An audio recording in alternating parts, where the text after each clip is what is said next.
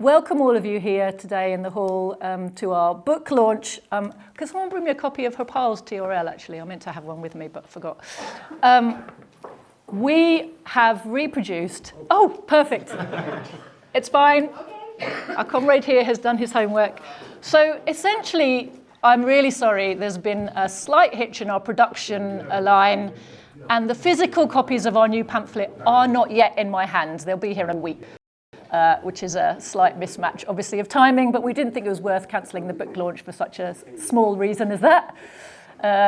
Anybody can, of course, place pre-orders today, and we will get them sent out in the next week, 10 days. Our new pamphlet is called Trotskyism, Trotsky brackets ism, a tool of imperialism. And essentially what we've done is put together a collection which includes the preface, which is from this, what is really the Bible for understanding Trotskyism, the book written by our founding comrade Brar 30 years ago now, called Trotskyism or Leninism. Absolutely brilliant book, and for anybody who wants a real understanding of Trotskyism internationally and in Britain, this is the book you need. But Trotskyism, a tool of imperialism, our new pamphlet, puts together the fantastic preface from this book with a few other articles, one of which is an article we found ourselves forced to write this summer when a small and insignificant group of Trotskyists was suddenly rebranded and relaunched, not just in Britain but internationally, with a huge marketing budget, a very slick publicity campaign, and complete with a whole load of promotional mentioning in bourgeois media and even in the House of Parliament from bourgeois ministers. So suddenly, the name of this group was on everybody's lips and being pushed in everybody's social media algorithms, and we felt the need to explain to people who they were and where they'd come from and what was the reason they were suddenly seeming to be everywhere. So there's an article about that party, which is, of course, the RCP, as they now call themselves, Revolutionary Communist Party. Not the first group of Trotskyites in Britain to have made use of that name, by the way, but just the most recent. So an article on them. There's also a fantastic article, which is, it's a review of Ken Loach's film, Land and Freedom, but in the process of reviewing what was a very Trotskyite counter-revolutionary narrative put forward by Ken Loach, a really good lesson in history of the Spanish Civil War is also given in the meantime. So that article is in there too. So essentially, it's and of course we also republished the brilliant article by Joseph Stalin called also Trotskyism or Leninism, which was written in 1924, delivered as a speech to some communist trade unionists in the Soviet Union at a time just after Lenin's death, when Trotsky was really coming out full throttle once again in his opposition to Leninism, this time cloaking it in defending Leninism against Stalinism, but essentially a continuation of the same politics he'd been following since 1903 of anti-Leninism. So that's the pamphlet we've put together. It will be in our hands, as I said, very, very shortly, and that's what we're here to talk to you about today. So I'm going to give you a little presentation, just a hopefully fairly succinct overview of some of the content of the pamphlet and why it matters.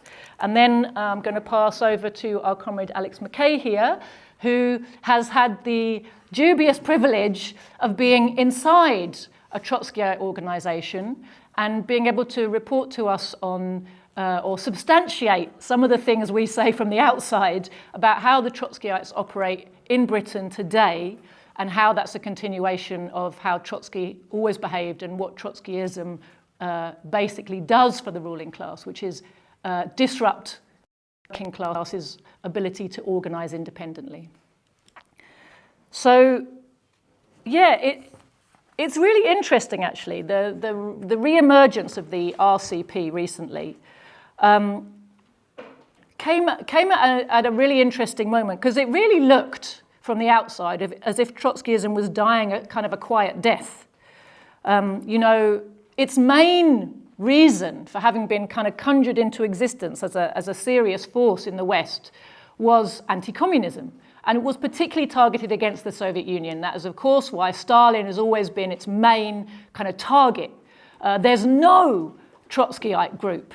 You can get a million flavors of Trotskyite groups, but they all have one thing in common, and that is vehement hatred of Joseph Stalin, the person who led the building of socialism in the Soviet Union.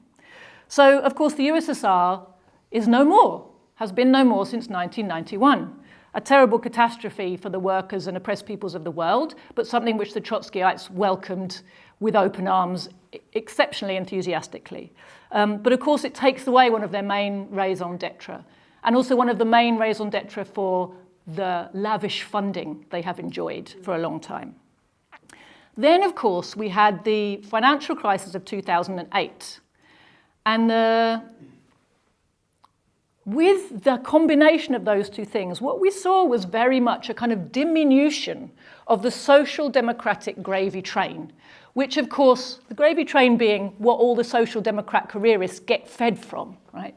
It used to be a big thing in Britain, a big trough, feeding a lot of careers of all kinds of people in this country whose job is to stop the working class organising independently for their liberation, right?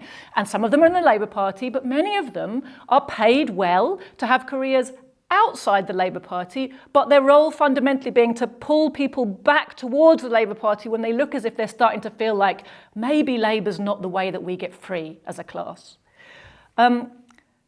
After 2008, it was really noticeable that the kind of social democratic gravy train was getting smaller. There's fewer careers for people outside the Labour Party and in the Labour Party. You know, left Labour got smaller, and all the parties around Labour got smaller. The whole movement has been in decline for a long time. The organised trade union movement, the organised working class, all those organisations that the Labour Party was keeping a control on, either directly through its left-wing members or indirectly through revisionists of the CPB type or Trotskyites of the SWP type, all getting smaller. So the numbers of careers available for Trotskyites diminishing, and therefore splits and scandals proliferating in the ranks of Trotskyites, falling out with each other, essentially, over who gets to still have a career. That was my reading of it from the outside. And so what we saw was a whole stream of sex and corruption scandals coming out of various Trotskyite organizations. They're all splintering and fracturing. That, of course, is nothing new, splintering and fracturing. But, when you've already got smaller, splintering and fracturing means, you're getting smaller and smaller into kind of nothingness. It sort of looked like the Trotskyite movement had gone into terminal decline, and they didn't really have much of an audience left. And then suddenly, as I said earlier, this summer we saw a massive rebranding and relaunching of one particular branch of the Trotskyite movement that hadn't been terribly significant. In this country, they were known as Socialist Appeal, but they're part of an international network called the International Marxist Tendency. What was very interesting about the relaunching and rebranding of the IMT group of parties, who mainly operate in imperialist countries, but not solely, they operate in many countries where there's a bit of a middle class that can harbour a Trotskyite group. So you'll find in the big Latin American countries like Argentina, Brazil. I know my comrade in Brazil reported to me, in fact he asked me, have you heard of this RCP? I'm suddenly seeing he teaches in a university, I'm seeing their posters around. I said, yes, so are we. So it's a coordinated relaunch of the IMT group of Trotskyite parties, and a massive rebranding. What's interesting about the timing of this is, of course, as we all know, the ideas of communism and Marxism are suddenly once again becoming popular amongst the working classes in the imperialist countries.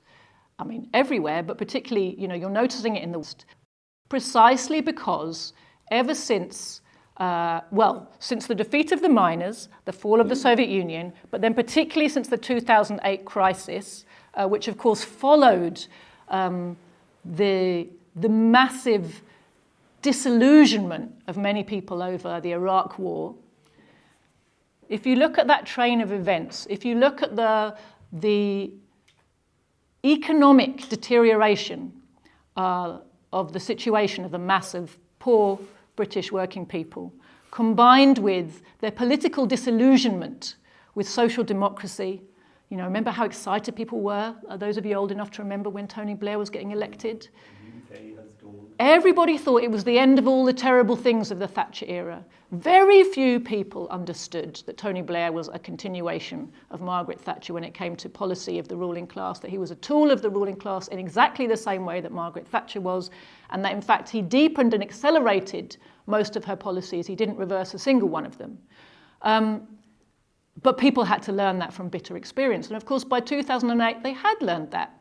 And then what we also had in 2008 was a massive lesson in how the ruling class lies to us about absolutely everything. And on this one, it was, of course, economics.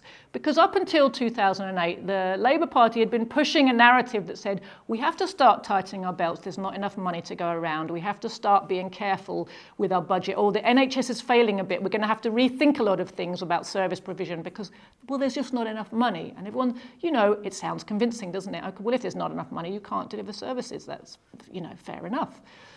And then 2008 banking crash happened, and Gordon Brown was actually the architect of the saviour of the system plan, which was bail out the banks, they're too big to fail. Remember, one bank did fall in the USA before Gordon Brown came up with his brilliant wheeze, what we need to do.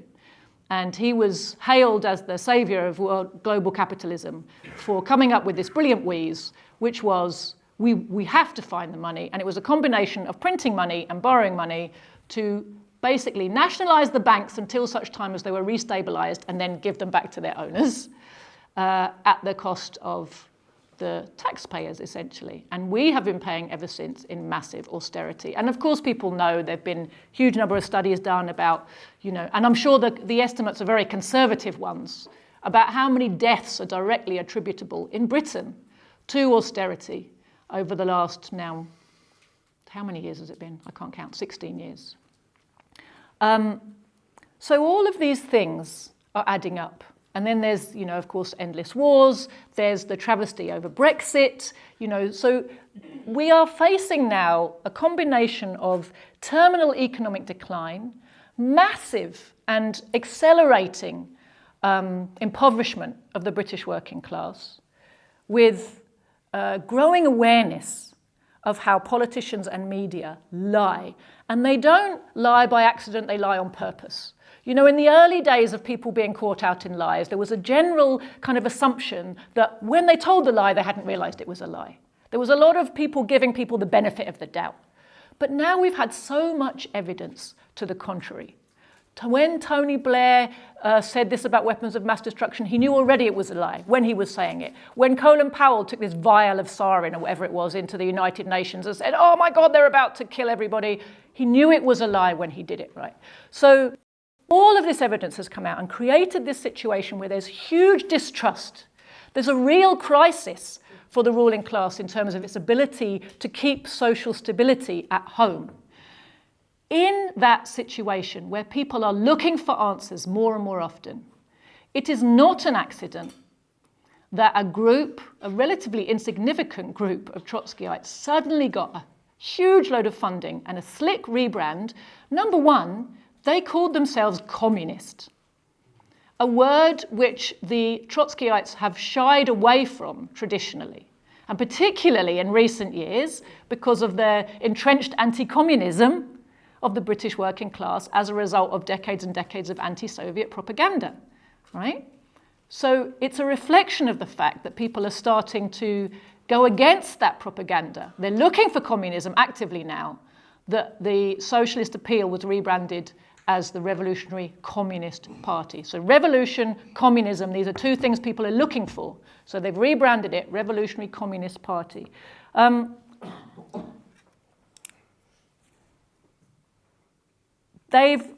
It's really noticeable that this Revolutionary Communist Party, so-called, has chosen to brand itself with a very Soviet aesthetic.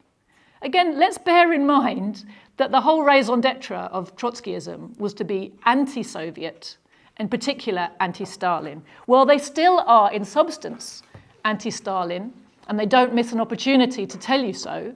But it's very interesting that they're aesthetic, full of pictures of Lenin, but the type of imagery they're using is very much actually from the Stalin era of the Soviet Union. Those types of images of Lenin come directly from that era.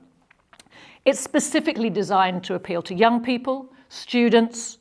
They have got clearly a lot of money. They've got lots of full-timers, and they've got a huge advertising campaign. A lot of you will have noticed that their content is promoted up the algorithms on every social media platform where there's adverts and algorithms. You'll see that if you're interested in left-wing content, you will have been offered some RCP content over the last few months, over the last year.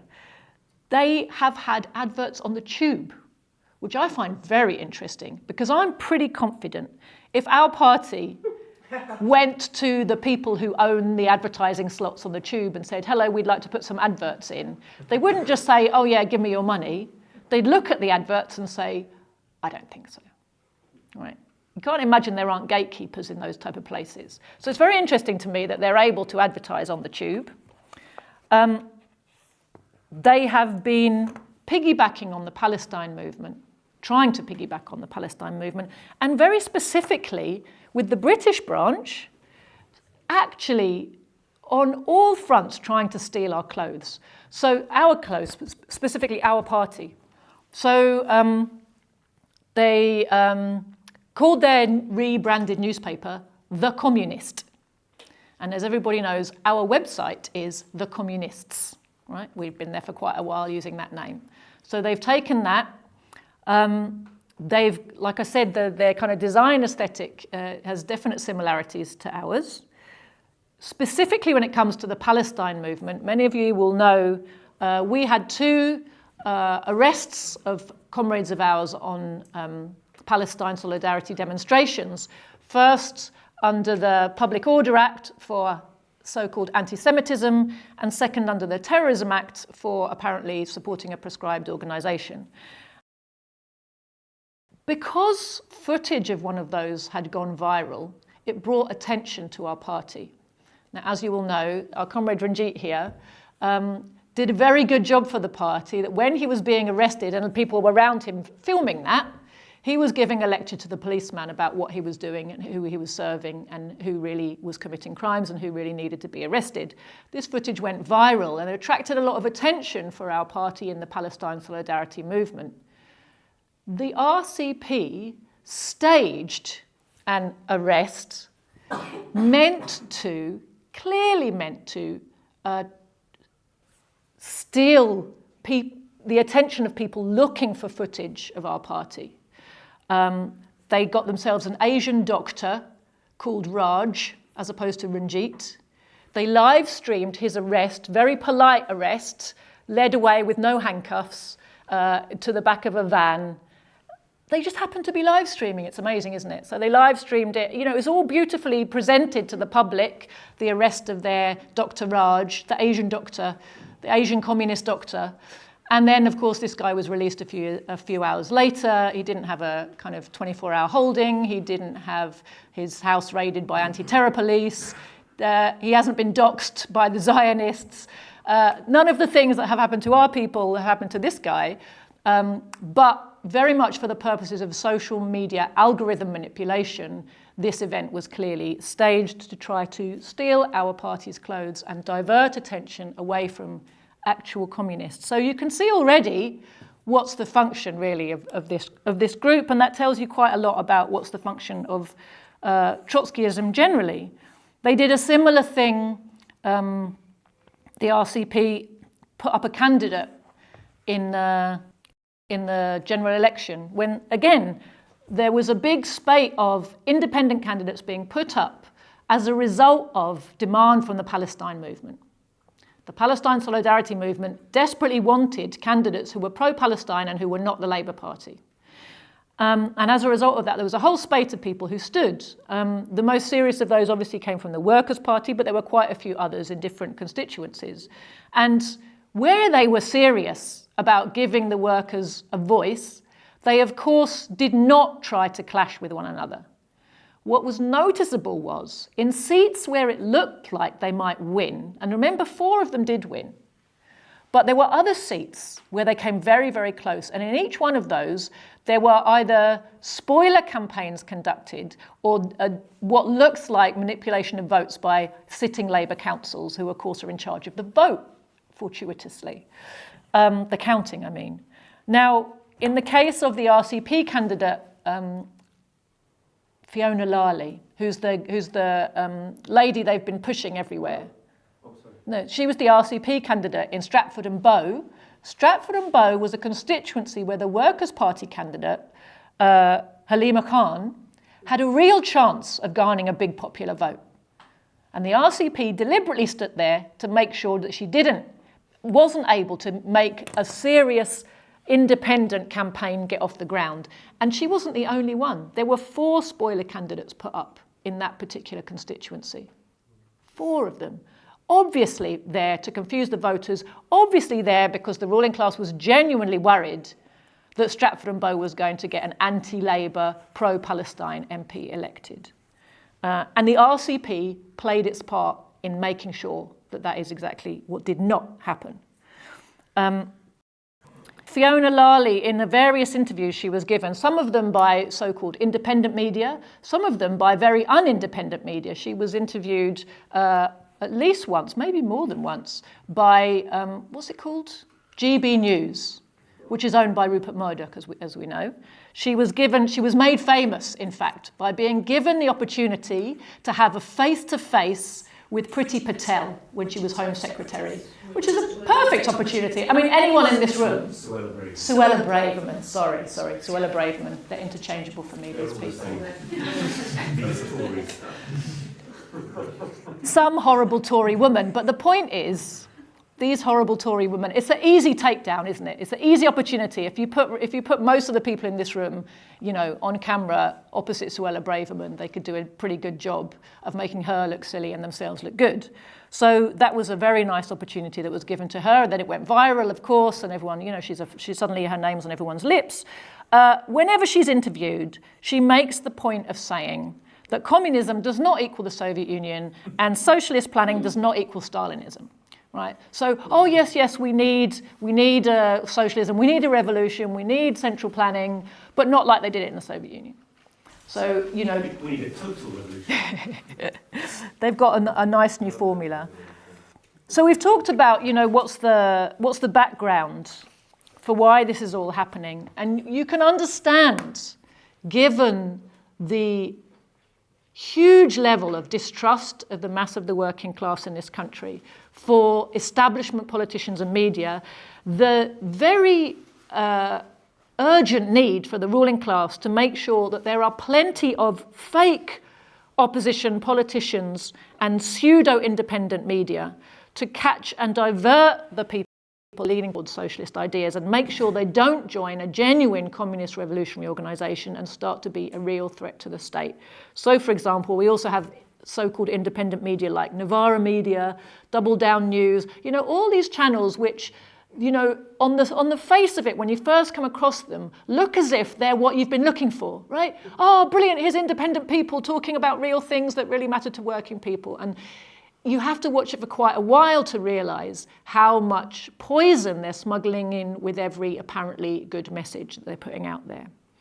Now, Trotskyism has always played this role of spreading counter-revolutionary propaganda amongst the working class in the name of the revolution. So, the ruling class has several strands of diverting angry people's energy and attention away from actual revolution and unity. And, some of it comes on the right-wing libertarian type of side, some of it focuses on immigration, some of it focuses on green politics, but there's one strand which focuses very heavily on revolutionary politics, and that is Trotskyism.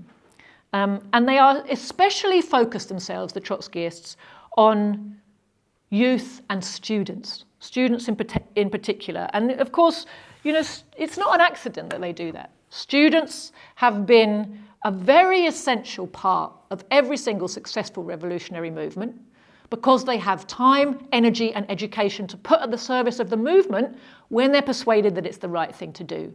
They also have the youthful ardor and energy, which can be, super important to finding people who are really ready and willing to dedicate, time and energy to the cause, which of course we need to do if we're going to be successful, right?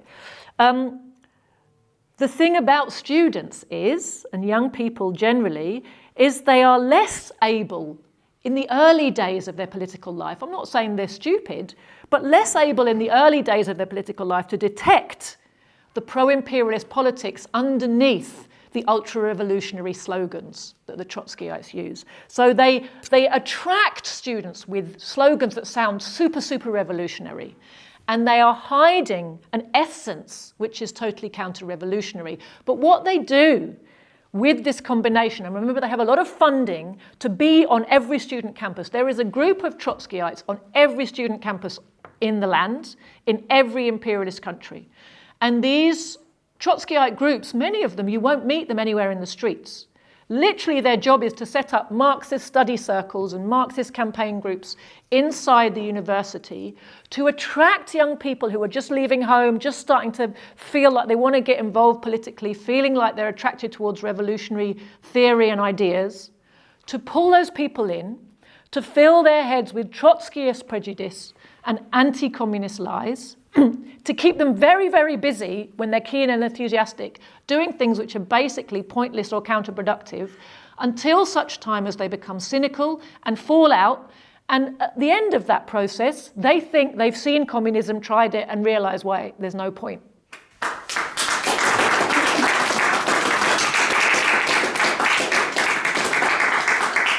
Bastards. So fundamentally, what is Trotskyism? It's an anti-worker, anti-Marxist tradition named after its founder, Leon Trotsky. Now, I will talk a little in a minute about the essence of Leon Trotsky and his life work. But Leon Trotsky is presented to the followers of his tradition as the true inheritor of Lenin and the Bolshevik Revolution. And it's not only Trotskyites who say this. The reason Trotskyites are able to make so much headway with young people is because the entirety of British media and education and academia agrees with this line, that Trotsky was the true inheritor of Lenin, the inspirer of the Bolshevik Revolution, the real power behind the throne, the real, mover of the masses, the founder of the Red Army, basically single-handedly led, guided, and ran the revolution. And if Trotsky wasn't the best Leninist, then perhaps even Lenin was really the best Trotskyist. So essentially, this is the narrative that is pushed on people in the West from their youngest days. As soon as they start to come across any narrative about World War II or the Russian Revolution or any of these things, they start to be given these lies. And it's backed up by everything they ever read. Every World War II book, go into a Waterstones. You will not find one volume of Stalin or Mao in a Waterstones. You will find books by Trotsky, and you will find reams of books about the Russian Revolution, telling Trotsky's version of what happened in that revolution. Trotsky's version, which is famous for self-aggrandizement and total distortion of every event. So the three main features of Trotsky's theory, if you want to call it that, and really in many ways it's difficult to accuse Trotsky of having a coherent theory, because at different times he said opposing things. And what you'll find unites Trotsky's utterances across the years is not a coherent internal worldview, but opposition to Lenin and Leninism and the Bolshevik Party and the Soviet state.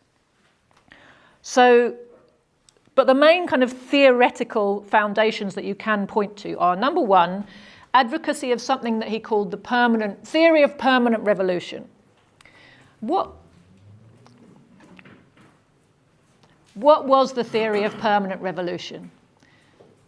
It's a root from which many later problems spring. And essentially it says that revolution in Russia, because Russia was so backward and didn't have a massive proletariat and had a huge peasantry, revolution in Russia was impossible to carry through, a socialist revolution in Russia was impossible to carry through unless revolution happened simultaneously in the advanced capitalist countries of Western Europe, and they would come to the rescue of the revolution in Russia and make it permanent. So what he was basically saying, because the way it's presented to us in the West in this very kind of glib way, is Trotsky wanted revolution to be permanent, as if everybody else didn't. No, what Trotsky said was, the only way our revolution will be permanent is if people from outside come and rescue it. I.e., we can make a socialist revolution temporarily, but it will fail without outside help. That's the theory of permanent revolution, which is why, of course, people have also dubbed it a theory of permanent hopelessness. And the reason Trotsky came to this conclusion was that he consistently underestimated the revolutionary potential of all the other forces on which Leninism relies. So first and foremost, it was the peasantry, the poor peasants inside Russia. Lenin identified as early as, well, before 1900, as having a revolutionary, and he was a very young man those days, remember, he wasn't even 30 yet, and he was writing and showing how the poor peasantry in Russia was a revolutionary force and that needed to be harnessed by the proletariat to make the socialist revolution. He said they've got nothing to gain from the present system. The present system, capitalism, is totally impoverishing them and ruining them, and that makes them a revolutionary force that we need to harness and guide and lead. So that was the program of the Bolsheviks. Trotsky always denied you could get anything from the peasantry. He despised them. He had the same kind of attitude towards the peasantry, really, that, you know, most ruling class people have towards all the workers. Like, you know, they're plebs, they're ignorant, they're backwards, you can't do anything with them. There's no way you can educate them. Look at them, look how backward they are. If you read anything by Trotsky, he uses the word backward about his own country and his own people endlessly. And after he left, he uses it about the Soviet Union endlessly, you know, predicting how this can't work and that can't work because everybody's too backward. And that's the end of that. So the idea that people can develop, can change, you know, if you go about it the right way, that's all gone. It's just that they're permanently backward, you know, they're illiterate, they're, you know, don't understand modern life, they're not cultured and civilized like what we are. So he denied that there was any possibility of harnessing the revolutionary power of the poor peasants in Russia for the revolution. Hence, the proletariat is too small to make the revolution, hence we need the West to come and save us, right? He also denied that there was any revolutionary potential in the oppressed nations of the Russian Empire. Again, he sees oppressed nations as a mixture of backward peasants and bourgeois forces, both of which are, as far as he's concerned, inherently reactionary, therefore you can't rely on them. So the objective reality that the oppressed nations were suffering massively under Russian imperialism, and therefore their revolutionary energies could be harnessed against Russian imperialism, and even for building socialism, that was something that he completely refused to accept. And hence his totally pessimistic view of the potential in Russia for revolution. Trotsky also had total contempt for Lenin's insistence that the only path to success for the communists is to build a disciplined organization. He hated the reality and even the idea of discipline because he was an individualist, egotist par excellence. And he split with Lenin over this question. So he worked alongside Lenin in the early days of the Iskra newspaper for literally maybe 2 years. As soon as the Second Congress of the Russian Social Democratic Labour Party, which is what the communists were called those days, in 1903 took place, there was a big split over the question of the rules of the party, which was all about organisation. are we an organisation where anybody who self-identifies as a revolutionary can just enrol themselves and say, I'm a member? Yep, I'm a member, I like revolution, I'm a member of the party. Or do there need to be serious criteria and serious discipline in our ranks because we're actually building an army for making a revolution and leading the forces of the working class? And that's a serious effort, requires a serious approach. So Lenin took the latter view. Trotsky sided firmly with the former view. And that caused the split, the famous split into Bolsheviks and Mensheviks. Bolshevik meaning majority, Menshevik meaning minority. And at that moment in history, the Bolsheviks were the majority in the party, and that's where they got their name Bolshevik from. And it became a proud name in its own right because they were, of course, the ones who went on to build the revolutionary party that successfully carried out the revolution. So, of course, their views on organisation were proved correct by history. They were the ones using that formulation who were actually able to build. That is why every single communist party formed after the October Revolution took those principles as their Bible and said,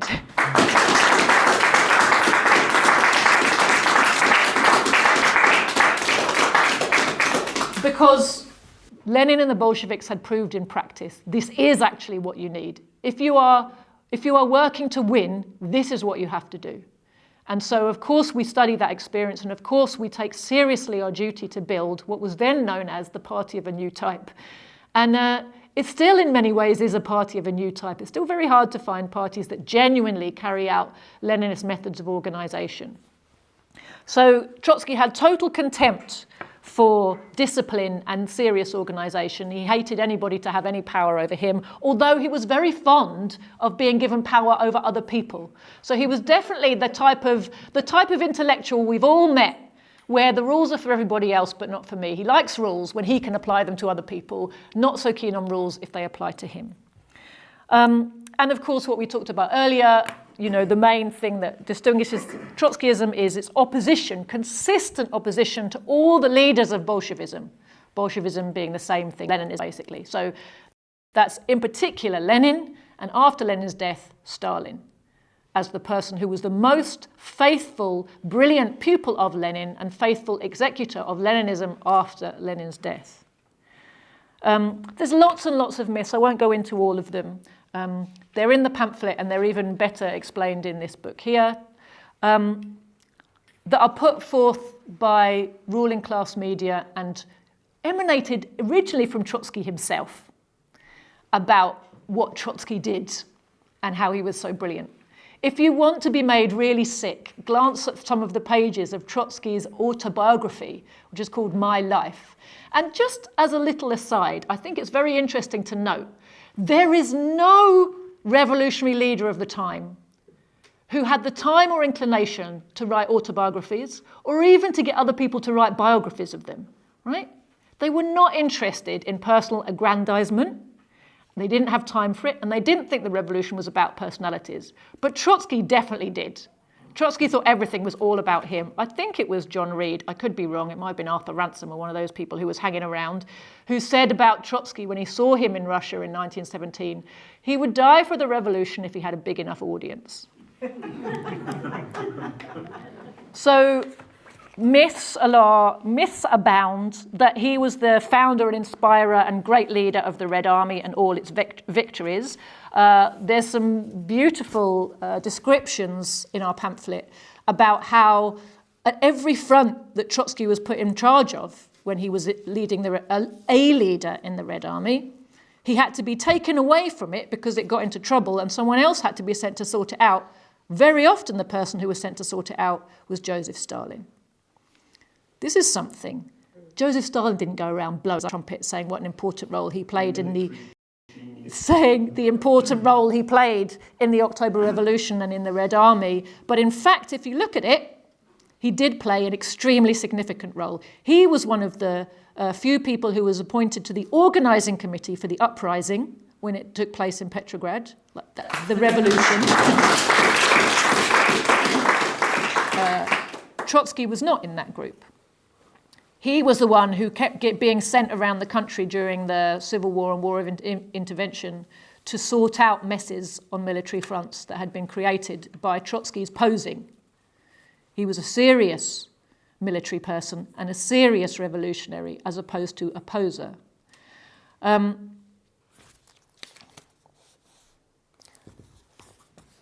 Trotsky essentially, he joined the Bolsheviks when it became clear. I think it was Robert Bruce Lockhart who said that. Okay, Robert Bruce Lockhart apparently was the guy who saw Trotsky posing around and said he'd die for the revolution. One of those guys anyway, who was hanging around, having a look at what was going on those days. So Trotsky joined the Bolsheviks very shortly before the uprising took place. He joined them basically as a spent force. All of his ideas had come to nothing, had been disproved. He had no organisation of his own. He came to the party as an individual, promising to amend his ways, promising that he'd given up all of his old ideas about organisation, accepting the party's programme and discipline, and promising to work under its direction. On that basis, he was admitted to the party, and, was part of the party and part of the new Soviet state after the successful uprising. So he had an opportunity there to redeem himself. If he genuinely wanted to be part of making history, he could have become a good Leninist from that point onwards. In fact, he didn't. He was very soon up to his old tricks of trying to form blocs and factions and undermine Lenin and attack policy on all kinds of fronts. And in fact, ended up by forming an illegal party. Remember, at a certain point, still while Lenin was still alive, so maybe 1922 or 23, I forget the year, there was a party congress, maybe the 10th party congress, at which, because Trotsky was making so much trouble in the party, when they had big jobs on hand, I think they were just finishing the Civil War, right? And they had so much work to do reconstructing the country. And Trotsky was busy forming factions and trying to have ideological debates. And at that party, Lenin insisted they have a debate about factionalism. And the party brought in a rule that said factionalism is against party rules and anybody involved in trying to form a faction will be expelled. Nothing more to be said on that matter. We will not have this. We've got work to do. And Trotsky is just taking up airtime and distracting people from their work. And nobody's really interested in the questions he's raising. He's just taking, it's a bit like our friend at the door there. You can make a lot of noise and distract a lot of people's attention. That doesn't mean anyone's interested in what you're saying. It doesn't mean you represent something important, right? The questions he was bringing up were not questions that were taxing the mass of the Soviet people. They weren't things that were really bothering everybody. They were a massive distraction. And so Lenin made a point of stopping that. The party congress agreed with Lenin and made a point of stopping that. Trotsky did not stop. Trotsky carried on his factional activity. Documents now show, in fact, or they showed at the Moscow trials, that Trotsky from I think as early as 1921 or 23, was getting funding from German imperialism to pursue his activities. He had formed an illegal party in order to print, produce, and propagate subversive material, attacking the line of the party, attacking the leadership of the party, demoralizing people about the prospects of building socialism and that all the lines being followed are the wrong ones and all the rest of it. He was endlessly predicting doom. So, of course, he first of all, he started by saying the revolution can't succeed without the world, revolution in Russia can't succeed without the world revolution. Then he said, the revolution did succeed. We can't build socialism. It's not possible. The peasantry can't be engaged for this task. Initially, when Lenin brought in the new economic policy, which was an unleashing of the market, of capitalist elements, in order to resuscitate production in war-torn, really destroyed Russia, following the end of the really horrific few years of war that followed the revolution. The new economic policy was launched as a retreat from socialist planning, saying, look, we're not able to just direct the economy in the way we'd like to. We need to unleash some of these forces to get production going again. It's a retreat, and it's going to bring problems, but it's temporary. When he first launched it, Trotsky was all against it. This is terrible, this is going to reintroduce capitalism, this is the end of everything. Then when they were ready to end the NEP and say, right, now we can get on with socialist planning, he said, no, you can't do that, we're not ready yet, we're not ready. And he denounced socialist planning as the introduction, now listen to this racist language, as the introduction of Asiatic bazaars. Right? If you don't have the market, what you've got, the alternative to the market is Asiatic bazaars. With collectivization, same thing. Before the founder, so successful collectivization relies specifically on the ability to provide cooperative farms with machinery. So what's the prerequisite, I can't say that word, for giving people up-to-date machines? It's an industrial base. You have to be producing up-to-date machines to give them to the farmers who are going to get together in collectives so they can make a go of their collective farming, right? Modern farming requires modern machinery. Modern machinery requires industrial base. So you can't collectivize until you've built up your industrial base and you're producing a good supply regularly of modern machines for farming.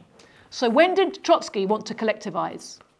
Before they'd done the first 5-year plan, before they had laid their industrial base. And he wanted to do it as a directive. Just tell everybody you're collectivizing now. Forced collectivization was his plan way too early. And of course the party said no. Then, at the time of the second 5-year plan, when the first 5-year plan had been finished 9 months early, completed, delivered everything it promised after 4 years and 3 months, and they had laid this incredible industrial base, and they had the technological underpinnings necessary to go ahead with collectivization, and they needed to do it, and they knew that they needed to do it in order to strengthen the Soviet Union against the attack from the West that they knew was inevitably going to come. They needed to get on with collectivizing, and they had the basis for doing it. Then Trotsky was against it. And one of the comments he said was, commodities must be adapted to human needs. 1933. This is the great pure revolutionary. This is his idea of how you build the socialist state. You adapt commodities to human needs. Doesn't sound like someone who spent much time studying capital, does it? He called for postponing the second 5-year plan. He said, what did he say? Away with shrieking enthusiasm. Like all of these people are too enthusiastic, but they haven't understood that we're not ready yet, even though the first 5-year plan has just been an amazing success. So hence all the shrieking enthusiasm, right? People were genuinely amazed at what they had achieved and ready to go forward with some more. He wanted the kulaks not to be liquidated as a class. And just so people know, because this is another way that the Soviet Union is constantly kind of denigrated in the West, and particularly in our education system, this concept of liquidation, people don't understand what it means. They think liquidating means shooting everybody. Of course it doesn't. That's one means of liquidating a problem. It's not the only one. When the Soviet Union talked about liquidating the kulaks as a class, what they meant was, we're going to take away your ability to exploit. They prevented people from being able to exploit in the countryside. So the kulaks were capitalist farmers who profited by exploiting rural labor, buying and selling goods, etc. So the kulaks were targeted by the second 5-year plan, I'm pretty sure, during the collectivization drive. And they were, of course, allowed to stay and farm if they wanted to, and join the collective farms and become Soviet peasants and members of collectives. But what they were not allowed to retain was their position as exploiters in the countryside. That's what it meant by liquidating. Trotsky was opposed to this and said they should be restricted in their what do you call it? Exploiting tendencies should be restricted. But we shouldn't outright try to liquidate them as a class. That was when, finally, they had the ability to liquidate them as a class. Now, of course, the whole job of socialism is step by step to lay the groundwork for abolishing the market and abolishing thereby exploitation of one person by another.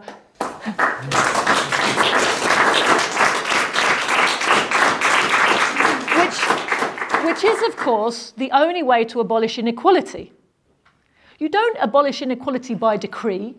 You don't abolish it by universalizing poverty. The way you do it is on the basis of modern means of production put at the disposal of the population through a planned economy.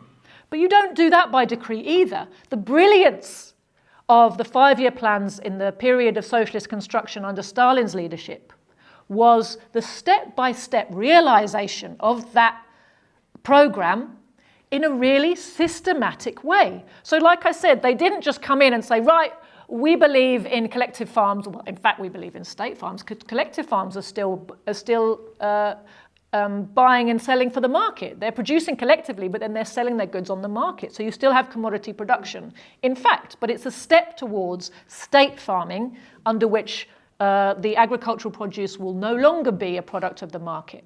Right? The job of socialism is to take these steps as and when it's possible, step by step, but relentlessly, to create the conditions for the next step at each stage, right? So you prepare the way, then you take the step, prepare the way, take the step, right? You lay the foundation for the success of the next step, but the whole role is to constantly be restricting the sphere of the market and expanding the sphere of planning. That's the job of socialism before we can transition on to communism, right? The lower stage as opposed to the higher stage. So Trotsky at every stage is telling shrieking. He's denouncing people for shrieking with enthusiasm, but in fact he was the one who was using money from abroad to amplify his message of constant pessimism, or to derail, confuse, worry, undermine all these efforts. But despite all of this very anti-Soviet and anti-state activity, Stalin was firmly opposed during this period to Trotsky and Trotskyists being suppressed. There's speeches where he says it to the party congress. We don't need to suppress Trotsky and Trotskyism, we need to defeat them ideologically. And that is exactly what they did. They waged from 1924 onwards an ideological battle against Trotskyism, and it became a totally irrelevant and spent force because of that.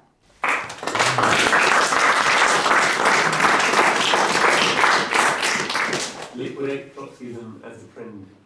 And that is what they did. So I don't want to go on for too much longer, comrades. The pamphlet is what you need to read to get all of these details. As we all know, Trotsky didn't give up his factional activities. He was in the pay of Western intelligence agencies for a long time. It's a moot point how long that goes back, because he had some very dodgy connections even before the revolution. And there are, for example, in the very back in one of the appendixes of the pamphlet, we've pointed to 2 articles produced relatively recently by some obscure academic who studied this question in great detail, that Trotsky was picked up by British intelligence in the USA just on his way to returning to Russia in the revolutionary period. And there's a lot of circumstantial evidence that there was a big plot to make him a British asset. Whether or not they succeeded, we can't say for sure, but I think the writer of those articles feels that probably they did. So either way, he had a lot of connections with the intelligence type of people going a long way back. Certainly, it was revealed in the Moscow trials that by 1921, he was in touch with German intelligence and offering his services to them in return for money so that he could pursue his activities in the Soviet Union against the government, against Lenin. Remember, Lenin was still the leader then. Of course, after Lenin died, he repackaged his anti-Leninism as defending Leninism and Bolshevism against the evil Stalin usurper. And this, of course, is the mythology which has been propagated ever since in the West.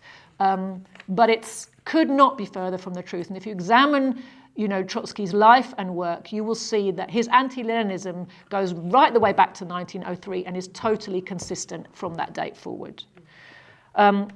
Once he was, finally he had to be kicked out of the USSR because his activities could no longer be tolerated. And then it was revealed at the Moscow trials during the 1930s that he continued to be in contact with Trotskyites and anti-government elements all the way through the 1930s, directing them from abroad, channeling money into them, and that they were involved in wrecking activities, saboteur, assassinations, the assassination of Kirov. They tried to assassinate Stalin and many other leading Bolshevik figures. They did assassinate Gorky, I think, Maxim Gorky, and his son. So they did some very high-level, disruptive and nasty assassinations. They did some horrible saboteur activities against, infrastructure and industry that was being built. They were desperate to bring about Trotsky's predictions of doom. Trotsky had been constantly saying they can't build socialism, it's going to fall, they can't. If there's a war coming, they'll definitely be defeated because everybody hates Stalin and the party is really weak now and the masses are unhappy and they've just been whipped into line, but that means that if there's a war, the whole place is going to fall apart. All of these were Trotsky's predictions. Sadly, he was killed too early to see all of his predictions come to nothing, came to the war. But they did, of course, come to nothing. He died in 1940 in ignominious failure and exile. He was killed not by Stalin, but by one of his own followers over a personal spat, which kind of fits quite nicely, I think, with the rest of his life. And essentially, I think that would have been the end of Trotsky if it wasn't for what happened in 1956. Hands up, who knows what happens in 1956, just to get a rough idea of her. Yes, good. So in 1956, as we know, so Stalin died in 1953. And it turns out that the Moscow trials missed a significant section of anti-Soviet sleepers in the party because they managed to come to power after the death of Stalin. Led, of course, by Nikita Khrushchev.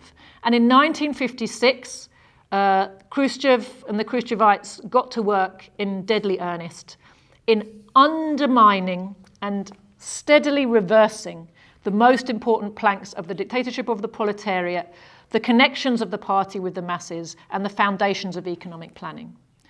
And as part of this drive, they began, in the classic Trotskyite way, by defaming Stalin. And of course, as we all know, attacks on Stalin are attacks on Lenin and Leninism in disguise.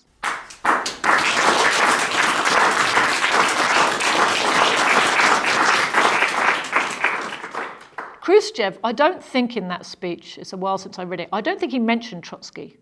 But if you read the so-called secret speech, of course it wasn't a secret to the rest of the world. It was kept secret from the people of the Soviet Union and published in newspapers all around the rest of the world. It had particularly the effect of demobilizing half the world communist movement in the space of 12 months. It was hugely disorientating, demoralizing for communists who had been following the Soviet Union's progress and believing in its leadership, of course, rightly believing in its leadership. But when the next leader of the Soviet Union, who they instinctively assumed was someone to be trusted, got on the world stage and told them a whole load of lies about Joseph Stalin, it was really confusing and made people think they'd been following a lie all along. Our movement has not recovered from what happened in 1956 to this day. But what Khrushchev essentially did was resuscitate Trotsky. Almost all the lies he told, and our comrade Grover Furr wrote a lovely book called Khrushchev Lied, and he counted the lies in that speech. I forget the number now. It was a big number. And he said, when he came to talk to us after he'd written that book, Khrushchev Lied, he said, for the purposes of publicity and selling the book, it would have been much better if I could have found one or two things in that speech which were true. It would have looked much better. He said, but I've been in the archives and I can't lie to you. Every single statement against Stalin in that speech was a lie.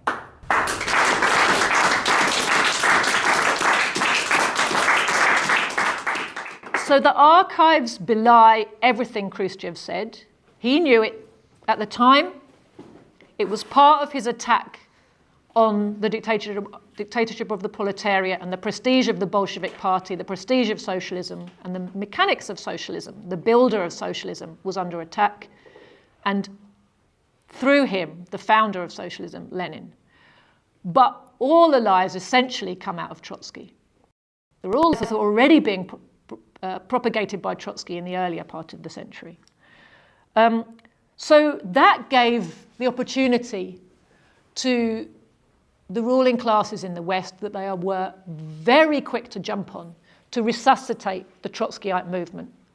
Because what you saw in 1956 was a whole load of communist parties basically took their cue from Khrushchev. They'd been used to following the Soviet Union and assuming that the leadership of the Soviet Union was the best Marxism out there. Khrushchev comes and gives a new line to the world communist movement. It's a revisionist line. It says peaceful coexistence with imperialism. It says parliamentary road to revolution, no revolution needed, parliamentary road to socialism. Work with the social democrats. Let's not have class war because there'll be nuclear war and nobody wants that, do they? Does that sound familiar? Nobody wants a nuclear war, so we must peacefully work towards our aims. And the Soviet Union is just going to peacefully compete with the imperialist world, and we'll outcompete them because socialism's better and the class war's over, comrades, and we're advancing to communism. Doesn't that sound nice? Yes, it really does after World War II. He also offered to join NATO. He offered to be friends in many ways with the imperialists. And they wouldn't have him. So that gave an opportunity because the communist parties, the official communist Third International, well, what had been the Third International parties, of course the Third International was disbanded during World War II. Those parties which were all affiliated with the Soviet Union around the world followed the Soviet Union into revisionism. They gave up the revolutionary path and it created this space. Number one, a whole load of people looking for a genuine revolutionary alternative. Number two, Khrushchev has just repeated all these Trotskyite lies. So in come the Trotsky, suddenly with a burst of money and organisation and vigour and energy saying, we were right all along. Look, all these things we said about Stalin were true. If you want the real revolution, come to us. And it worked. In the West, they were able to harness a whole load of popular revolutionary sentiment that felt let down by Stalin and felt like the official communist parties were not revolutionary enough, which of course they weren't. You know, that's a just criticism. But of course, the fake revolutionary fervour of the Trotskyites is in fact even less revolutionary than the fake path to socialism of the revisionists. So Khrushchev massively resuscitated Trotskyism, and we've been living with that ever since. But just to round up, and before I hand over to Alex, you know, what we notice today about Trotskyite parties is that they will, just like their founder, they will always find a way to side with counter-revolution.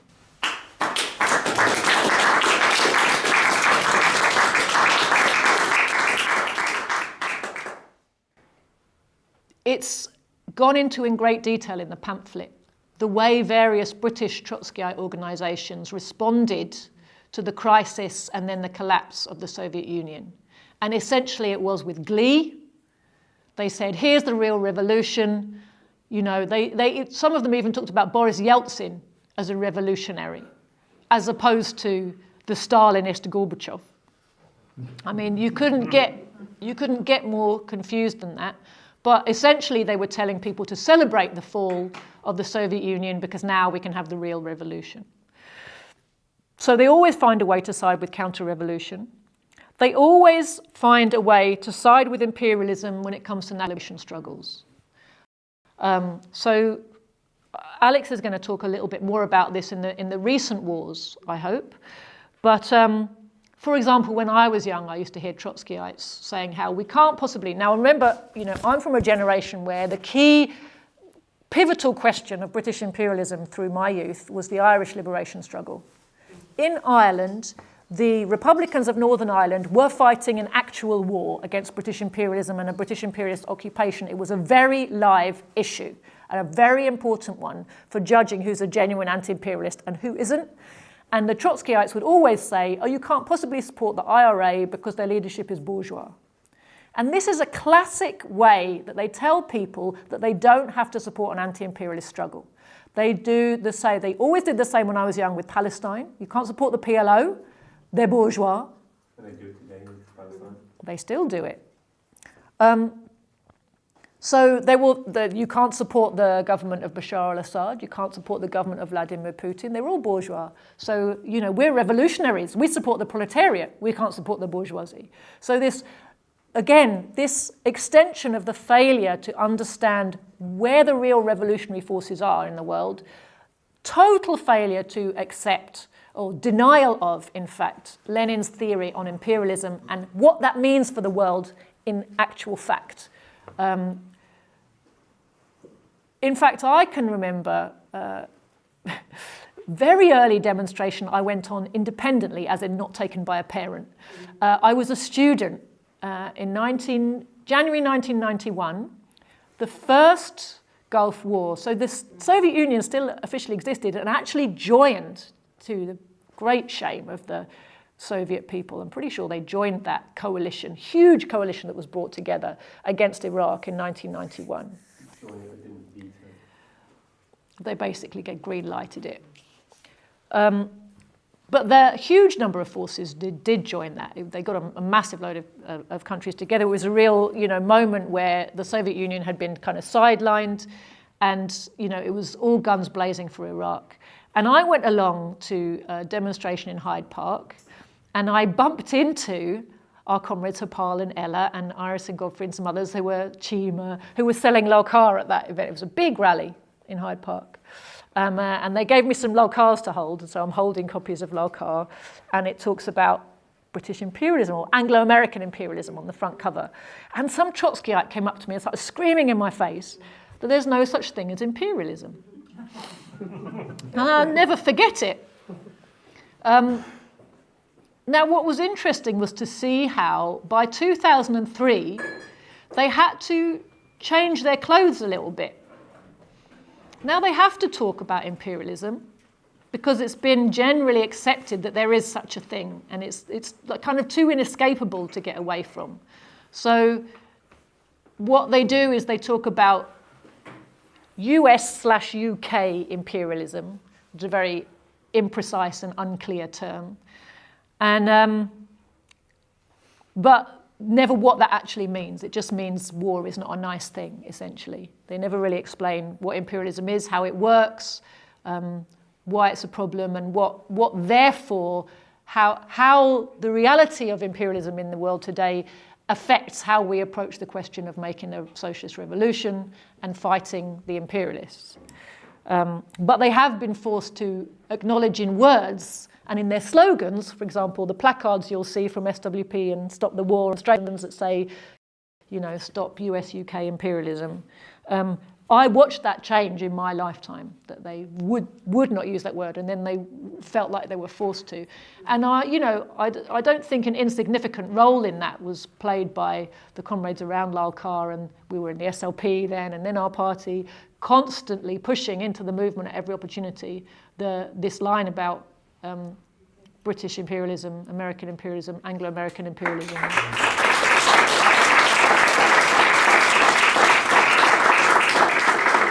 We may be small, but theoretically we have a big impact on the movement simply because our analysis is very principled, very thorough, very consistent, and very hard to escape from if you operate anywhere in the left.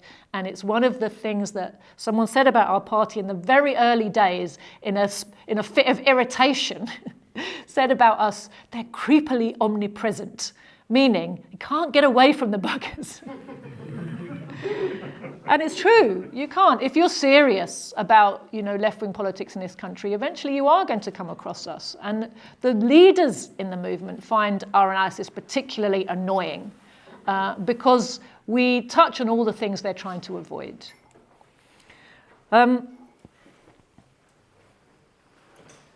Yes, just lastly, I think it's useful to recognize or understand that there are 1,000 varieties of Trotskyism. And the reason is simple. when you realize the role it plays is as a disorganizer of working class energy. So if you stop trying to understand it as a kind of worldview and start realizing it that it's a useful tool for presenting fake activity and anti-communist ideas in revolutionary clothes, different Trotskyite organizations have been founded and funded to target specific sections of the population and specifically struggling populations. So, for example, you can now find Trotskyite organizations which will appear to be really good on imperialism and say quite good things about Russia and China. But one thing they won't do is say anything good about Stalin's Soviet Union, anything good about Leninist principles of organization, and anything about the ability to join the struggles of the oppressed peoples with the struggles of the working class at home.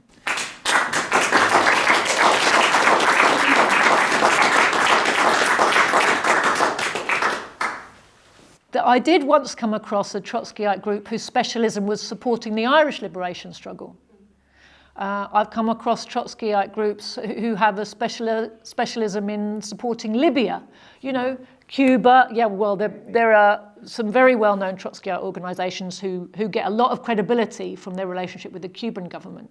So there are, as I say, many, many strands focusing on different things, and they're all ways of catching different sections of people who have become interested in left-wing politics for different reasons.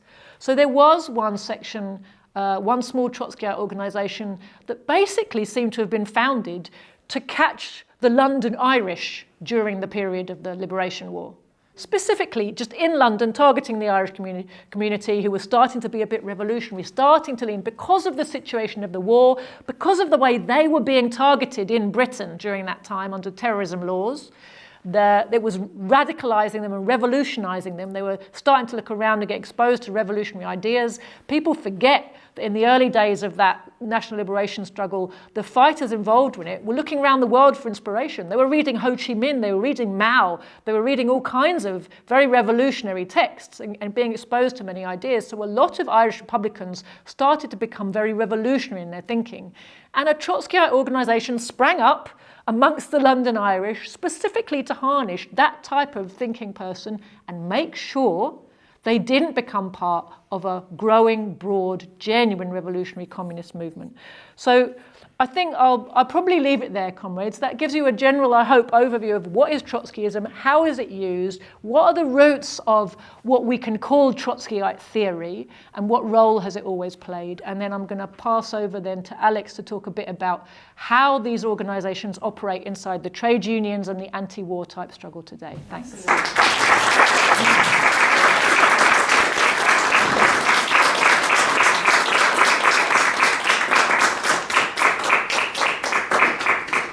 Well, thanks, Joti, for that very good overview and introduction to the subject and the outlining to us some origins of the criminal behaviour of Trotskyism. I speak as somebody who was part of a Trotskyite organisation. Yeah, I know it's pantomime season, but really,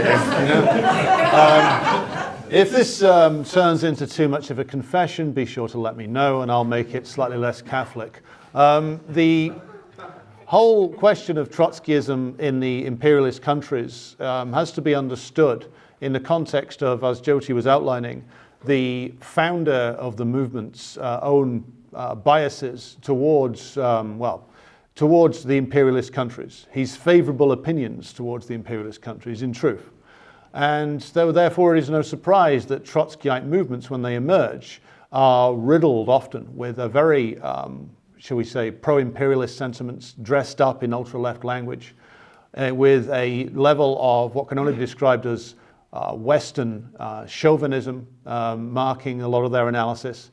And as Joti was saying, this all comes from their founder, a founder who loathed and detested the Russian peasantry, maybe because of his origins as the son of a landowner in the country that is now called Ukraine, and also a complete underestimation of the role of the masses in the revolutionary movement, in the building of socialism. Now, before I get into the subject of trade unionism, I would be remiss if I didn't tell you what Trotsky's view on trade unionism in the Soviet Union was. Joti touched on the debate there, but just to outline it. Trotsky, and this is something I only discovered when I bought the Stalin's Selected Works edition entitled On the Opposition, where Stalin's critique of Trotsky's position from 1921 is outlined. And Trotsky's position on the trade unions in the Soviet Union was that they should basically be run by the state, and that the state should order workers around, not use persuasion, not win over the masses, not seek to bring the masses with you. And when I first read that, all the way back in 2014, when I first got hold of a copy of that book, that was like an asteroid across the sky moment, because it's the complete opposite of what the Trotskyites teach you. The Trotskyite point of view that is hammered into the heads of those of us who were unfortunate enough to join one of the myriad of Trotskyite organizations in Britain is that it was the bad Stalin dictating to the workers, dictating to the peasants. He and his bureaucratic clique were running everything. And Stalin ignored the views of the peasants and ignored the views of the workers, and that's why the Soviet Union collapsed in 1991. You know, and if that sounds nonsensical, it's because if you stop to think about it for more than 5 seconds, it is. The actual reality was that at every single turn, Trotsky was the one using what was, I think Lenin called it, Prussian methods to run things. Basically, that I, the great revolutionary leader, Trotsky, have ordered it, therefore it must be so. And this was his attitude on many different questions, particularly when it came to the role of the masses. And so this isn't an irrelevant historical detail, comrades. This informs how most of the Trotskyite hierarchy act today. It's how they act in the trade union movement, which is using the language, ultra-left, very revolutionary sounding language, but when it comes down to it, acting like a standard trade union bureaucrat. Now, I was a member of the Socialist Party of England and Wales, or SPEW, as it's known by its rather charming acronym. A more fitting acronym you couldn't find. Shows that humour and self-awareness is not amongst these people's skills. But the point about the Socialist Party was that it was very strong in what was then my trade union, and for my sins I was in the British Civil Service, but don't get the lynching squad out just yet, I have left. The point about it is that they were in, along with the SWP and other Trotskyite groups, they were in a very strong position in the Public and Commercial Services Union, which was my union for a number of years. And the way they wielded that influence was telling in terms of how they exercised it, in terms of what they were pursuing. What they were pursuing was not we can debate separately whether trying to win civil servants over to a revolutionary consciousness is a particularly wise idea anyway, but we can come back to that at another time. But they were not about winning over the workers towards a more revolutionary position or a position of advanced militancy. Not really. What were they actually about? They were about capturing bureaucratic positions. I went to a number of internal caucus meetings inside with the party at the time, and what it was all about was running for national executive committee positions, running for regional committee positions, getting control of the big industrial groups inside the union, and getting your people into these key slots and keeping them there. Now, if anybody's had any experience in the British trade union movement, you'll know that the turnout level of these elections never goes above about 10%. So this is why the Trotskyites are also obsessed with capturing a few key workplaces. Because if you can capture a few key workplaces, you can basically guarantee that your people will be in position on the National Executive Committee for years and years and years. And so if you get a turnout of like 8%, but you get a big turnout from, say, in the civil service, like Department for Work and Pensions and HM Revenue and Customs, the two big civil service employers, then you will get a number of your people in key positions. And you can use that to essentially steer things in the direction that are of interest to the Trotskyite party. Getting more prominent positions in the trade unions conference, for instance. Getting your party publication a more prominent place inside the trade union.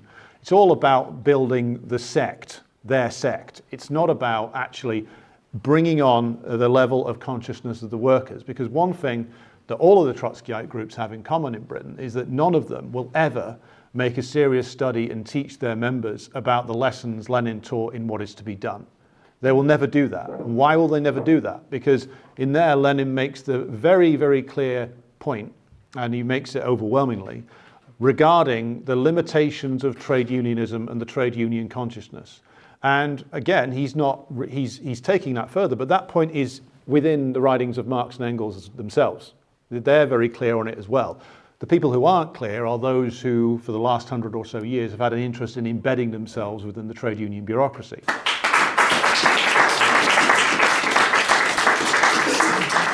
So what you have is, in my case, it was the Socialist Party, it could be the SWP or the International Socialists as they were known back in the day, or the Workers' Revolutionary Party, or so many others, is a lot of left language about they will always say, we are the ones who were for rank and file control. We want to the workers must run the union. We must push these damn bureaucrats out of the way. But what they're really interested in is becoming the bureaucrats. And in that, they are completely in line with the Labour left and the Khrushchevite revisionists, formerly known as the CPGB, now known as the CPB. And it's no coincidence that all of these people, all of these groups, quite happily work together when it comes to divvying up seats inside union bodies, when it comes to backing candidates. For instance, in the Unite elections in the early 2010s, you'll find the Trotskyite groups, the CPB, and the Labour left all on side with people like Len McCluskey. Not exactly a revolutionary figure, you might say, and you would be right. But they were very keen to get good old Len back in place again and his amazing strategy to take over the Labour Party for socialism. I'm not sure how that went. Maybe somebody can tell us in the Q&A. But it did get Len a publishing deal and his book of poetry out there, so he got that out of it. But the point is that this happens every single time with the Trotskyite organizations. Big revolutionary language, a lot of talk, get a few activists around you, then back a candidate for the general secretaryship that will do what? They will say, well, it will allow space for the left to operate in the union. What they mean is there will be more space for them to operate in the union. And another group in Britain that is notorious, the Socialist Workers' Party, who of course have been fractured by numerous sex scandals and various other things that have taken place over the last few years, but they still, to this day, are able to operate as the TUC's subcontractor for anti-racism. They've done this for years, going back to the days of the Anti-Nazi League, Unite Against Fascism, which had such luminaries as David Cameron signing up to its founding statement. And now, yes, now Stand Up to Racism. Again, same thing over and over again. And the TUC pays for that union, for that organization to function. Now, just to digress slightly into what these organizations do, and I will pose this question to comrades as an open one. How can you have an anti-racist organization that is supported by cabinet ministers from the Conservative Party? David Cameron signed Unite Against Fascism's founding statement. The man who gave the world the Libyan war, where there was, if you're not aware of it, one of its byproducts was the reintroduction of slavery into Libya. That man signed the Unite Against Fascism founding statement. How serious do you think he is about opposing racism? Because I don't think his commitment is particularly strong on that. But apparently the Socialist Workers' Party thought that was a great idea to bring him on board. They also platform routinely Labour Party MPs, not just Labour left MPs either. Stand Up to Racism, I think it was about 7 years ago, in a march in London, had David Lammy as their keynote speaker, the man who is now Foreign Secretary. He's black, he must be anti-racist. Of course. Like Netanyahu and Zelensky, who he's very keen on. Yes. Yeah, and he knows what is imperialism. He knows imperialism, he knows he likes it, he likes expenses as well. The point is, if you'll have these people who are not just veiled supporters of imperialism, but open supporters of imperialism, supposedly standing to speak about anti-racism, when racism in Britain comes from the bourgeois, it comes out of the imperialist system, it's promoted in the working class by all of the major political parties, and yet you're going to have them on a platform saying stand up to racism? Now, that makes no sense unless, of course, you're not serious about actually tackling racism. What you're serious about is actually looking as if you are and getting a bunch of your full-timers a nice little gig paid for by the TUC, which is actually what it was really all about.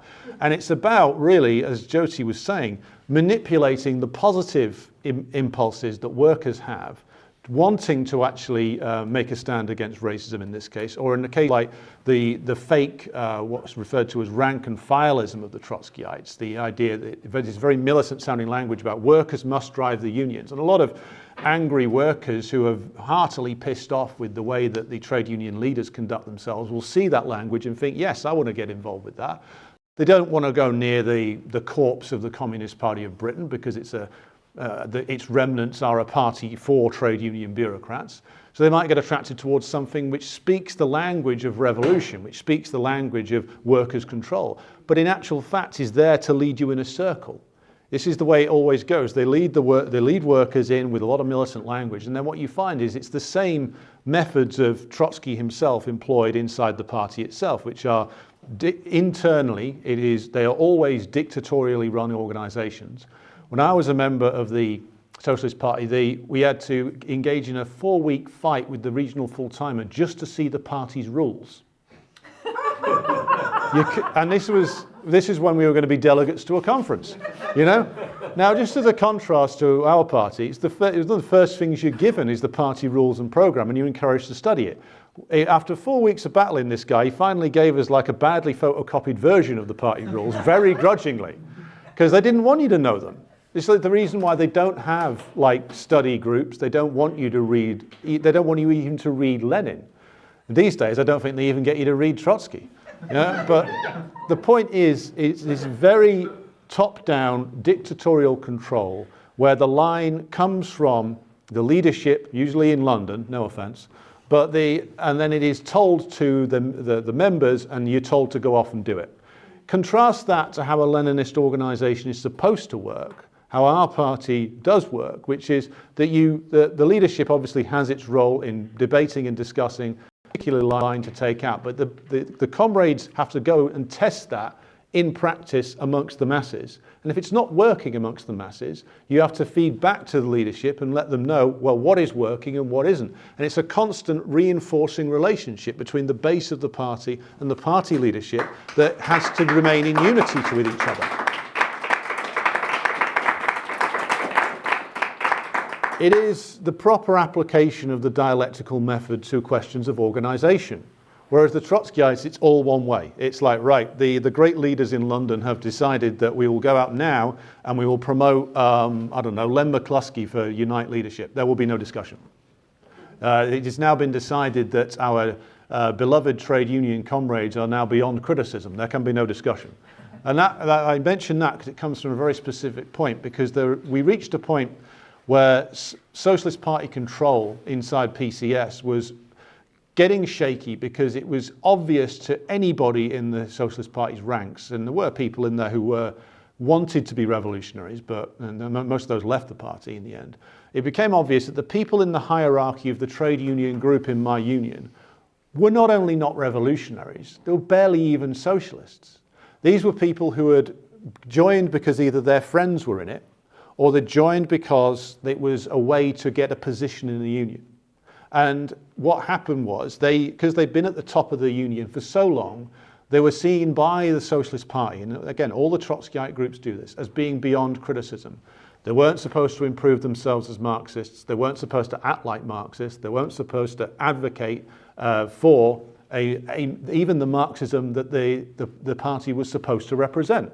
They were just there to occupy positions, and they were there to make sure that those positions weren't occupied by any other faction. And it didn't matter what else they did, as long as they still kept turning up to the right conferences, they could still be there.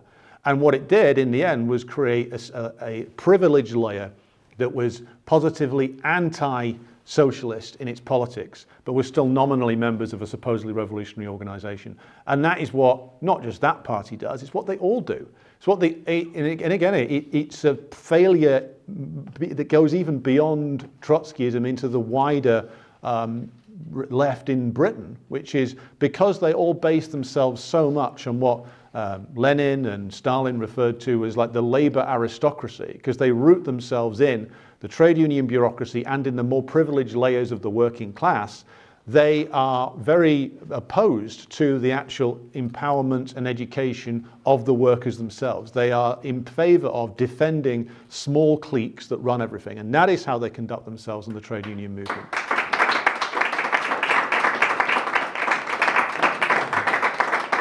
Now, just to broaden this out slightly, how they conduct themselves in the trade union movement is, of course, completely in line with how they conduct themselves everywhere else. Many of you in this hall will have been through the ranks of the Stop the War coalition. 20 years, no wars stopped. Don't let that discourage you. The point about it is, though, that the SWP, being the most prominent Trotskyite group in that originally, have dominated it along with the Labour left from the very beginning, and have steered it firmly in what I would call a woolly pacifist direction. Deliberately avoiding, as Joti said, questions of imperialism, never explaining for a moment why the British ruling class want to go and invade Iraq, never explaining for a moment why the aggression towards Afghanistan, never explaining why, really, there was a 20-year occupation of Afghanistan. And then when it came to the wars in Libya and Syria, actually repeating the propaganda of the ruling class. And I can speak to this and testify to it personally, because when the war in Libya broke out, the Socialist Party leadership put out whole articles in their magazines and their paper saying, well, essentially agreeing with every point of propaganda that the imperialists put out about the government led by Muammar al-Gaddafi. Every single one. But at the end of the article, it said, oh, but we don't want them to be bombed. But they've just done the work in the rest of the article of agreeing with every point that the US and the British imperialists made. All lies, manifest lies. And so, what effect do we think that that has? Now, bitterly ironic thing, when they printed that in their magazine, one of their own comrades, I believe he was from their Derby branch, wrote in to say, well, why are you in favour of the war then? Because you've just spent 3 pages in the theoretical journal saying that Gaddafi is this monster. So why are we opposing the war? And this caused consternation, because one of the things that they need to do is they need to still pretend that they're a revolutionary force. Now, there are some Trotskyites in Britain, the AWL being the most prominent of them, who are rooted in the Labour Party. That's the Alliance for Workers' Liberty, or the Alliance of White Liberals, or the Alliance of Woolly Liberals, depending upon which language you want to use, headquartered in NATO. They are openly rabid imperialists. If you ever have the misfortune to run into one, they'll start screaming in your face about the need to defeat Putin or something like that. 10 years ago, it was about the need to defeat Assad. They're quite useful because they're the most obvious and logical extension of Trotsky's own beliefs, which is you just openly back imperialism, which is what a lot of the American Trotskyites ended up doing in the 40s, 50s, 60s, 70s, up to this day. They were so rabidly anti-Soviet, so rabidly anti-communist, that some of them, led by a guy called Max Shachtman, who was Trotsky's secretary, ended up advocating for the US side in the Vietnam War. They're quite openly. And they continue to do similar things to this day. I mean, one of the big organizations in the United States that's come to prominence in the last decade is this repulsive entity called the Democratic Socialists of America, founded by a guy called Michael Harrington, who came out of the Max Shachtman tradition. Now, what do? They got a big glossy publication. They got a lot of books printed. They're attached to a publishing house. All of this costs an awful lot of money. One might wonder where they get it. But one of the things they do is this left washing of imperialism consistently, over and over again. Every time a big piece of aggression comes up from the US imperialists, be it Libya, be it Syria, or these days in Ukraine, or over Palestine itself, that's a little bit more difficult for them to do given the crimes of US imperialism and Israeli proxy are so egregious. They will be there saying that those who are actually doing the fighting against imperialism, those who are being attacked by imperialism, they're as bad a set of villains, if not worse, than the imperialists. Same trick over and over again. I'm old enough to remember the Kosovo War, 1999, where the Trotskyites in Britain and in the United States were openly saying that Milosevic is a red-brown fascist, the KLA are freedom fighters, Well, of course, we know... But so does Joti Brar, so you But it's horseshoe theory again. What you found, though, when you, of course, investigated the KLA for more than 5 minutes, was that this was an MI6 CIA-run operation staffed by fascists and aided by long-time close collaborators with the CIA, Al-Qaeda, who were, of course, in Kosovo. They were in Bosnia. They were there working with their friends in American intelligence. And you didn't need to dig too far to get into this, but the Trotskyites largely can't be bothered. They just say, oh, well, this must be a liberatory force because Milosevic bad, Stalinist, bureaucratic blur, therefore must be bad, but don't do the bombing. So they're doing the heavy lifting for imperialism and ducking out at the last minute is what most of them do. And that's their method when it comes to questions of war. They never make it clear to their own members or the wider audience that they get access to through organizations like the Stop the War Coalition. They never make it clear what the nature of imperialism is, what the nature of US imperialism is, what the nature of British imperialism is, and they never break it down as to, well, what is this alliance? Why are the British ruling class hooked up to the US imperialists? What do they have in common? What are the contradictions between them? You would think that that would be an education you'd want to give your membership. Certainly it's what our party does now and always has done. But no, because they don't want their members to actually become properly educated Marxist cadres. What they want is a group of energetic students who will run around university campuses very energetically for about 18 months, drop out, and then they'll recruit some new ones. That's how they work. And this complete grotesque deception that they have engaged in for many, many years has to be renewed every few years, as Joti says. And they do this by making sure that nobody in their organization has this historical memory that lasts more than 5 minutes. Now, just to talk briefly about the Ukraine question, this is another area where the Trotskyites get caught out badly because it reveals their utter cluelessness or their deceptive nature when they come to write about the Russian state as it is currently constituted. Now, you don't need to tell us that the Russian state is based on the foundations of Russian capitalism. We know that. But what we do also know is that the Russian state has evolved to the point where it is now in an open clash with US imperialism. And you don't need to be an expert on imperialism to know that the Russian state as it currently exists is not an imperialist power. But what you'll find in the Trotskyite so-called analysis of the Ukraine war is a deliberate obfuscation at best or outright lies at worst. They will say, oh, Putin's a gangster capitalist. What the hell does that mean? Is it the same as gangster rap? Maybe it is. But the point about it is that they obfuscate the question. The question should be like, well, why is it that US imperialism has spent at least 30 years running fascist organizations in Ukraine? Why have they been investing so heavily in that? Why have they backed at least 2 coups, possibly 3 inside Ukraine? Why have they multiple occasions to rig elections? And that can only lead you, once you start investigating that question, to the conclusion that this is, whilst it is partially about Ukraine's natural resources, it is about the much bigger prize, which is, of course, the entirety of Russia. Ukraine is the gateway through which imperialism will seek to destroy the territorial integrity, sovereignty, and independence of the Russian Federation. Now, of course, the Trotskyites won't tell you that. They'll tell you it's a clash of 2 imperialisms, or a clash between imperialism and Putin the gangster, or something like that. And again, this is an absolutely crucial question to understand, especially when you have the entire British ruling class and all of its political servants and all of its media and all of its academic friends all lined up behind the idea that they're backing Ukraine. There's no dissension on it, no dissension allowed on it. This tells you how important it is for British imperialism that absolutely no dissension must be allowed, and the Trotskyites are there laundering the reputation of imperialism by completely mischaracterizing the Russian state as a result. And again, this goes back right the way to Trotsky himself. Trotsky himself, before World War II, and this is one of the things that his followers were accused of in the Moscow trials, was collaboration with the OUN, the Organization of Ukrainian Nationalists, which is still around in its modern form to this day. And they were accused of collaborating with them and plotting to, of course, separate Ukraine from the USSR. Well, who wrote several articles in the late 1930s calling for the separation of Ukraine from the USSR? It was Leon Trotsky.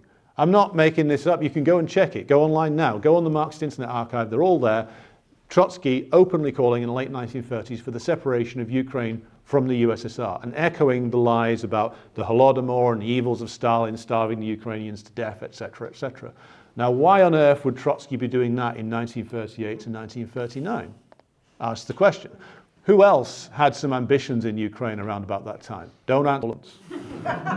And when I first started reading about Trotsky's true activities in the 1930s, I dismissed it, thinking, this is all just made up. But once you delve into it, and you start to find that Trotsky's books were published in fascist Italy, when every other communist, Lenin, Stalin, everybody associated with the Comintern, all their works were banned. The entire leadership of the Italian Communist Party was thrown in jail.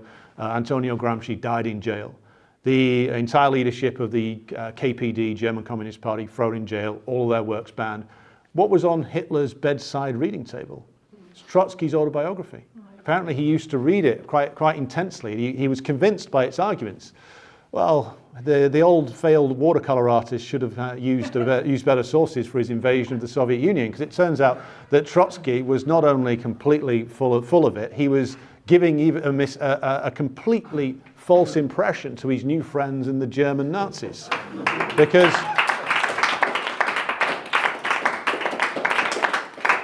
if you read Hitler when he's making these raving speeches, and he uses this line, if you kick the door in, the entire rotten fortress will collapse. He says this over and over again. Now, that's a phrase he takes from Trotsky. So he's clearly not only read Trotsky once, he's really absorbed it. And Mussolini was also apparently a careful reader of Trotsky. It's one of the reasons why their calculations about the USSR was so wrong. But this, as Joti's been saying and as the pamphlet will make clear, this is the reason why they keep Trotskyism around.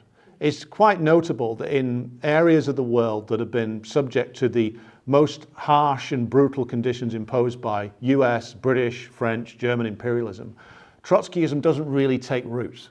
There's no real time for spending ages doing academic noodling or to start shouting and screaming about how we can't possibly do a revolution here. We have to wait for the imperialist countries to have a revolution, then they might let us have one. Great message that, isn't it? But the central reason why, of course, even in Russia, the area, the land of his birth, Trotsky's largely forgotten. He's largely forgotten by the Russian masses. He's of no relevance to them. The only people who uphold the legacy of Trotsky inside the Russian Federation now are people who are in favor of the NATO side, who actually go out and demonstrate against the war in Ukraine. And that's who the Trotskyites have attracted inside Russia.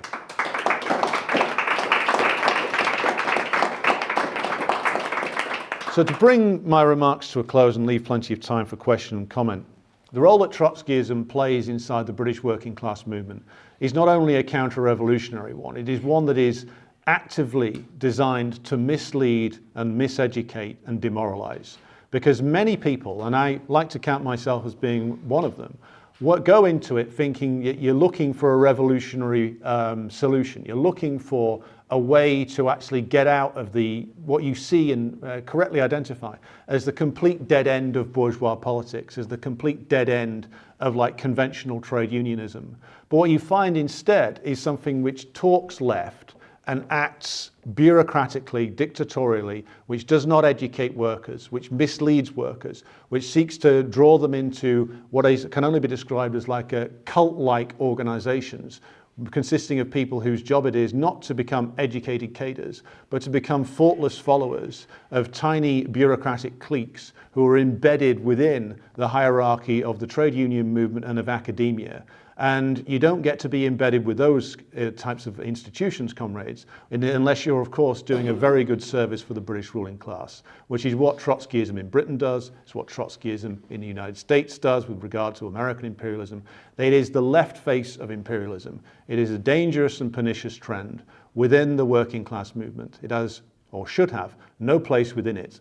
And the quicker it can be disposed of, the better off the working class will be. Thank you very much.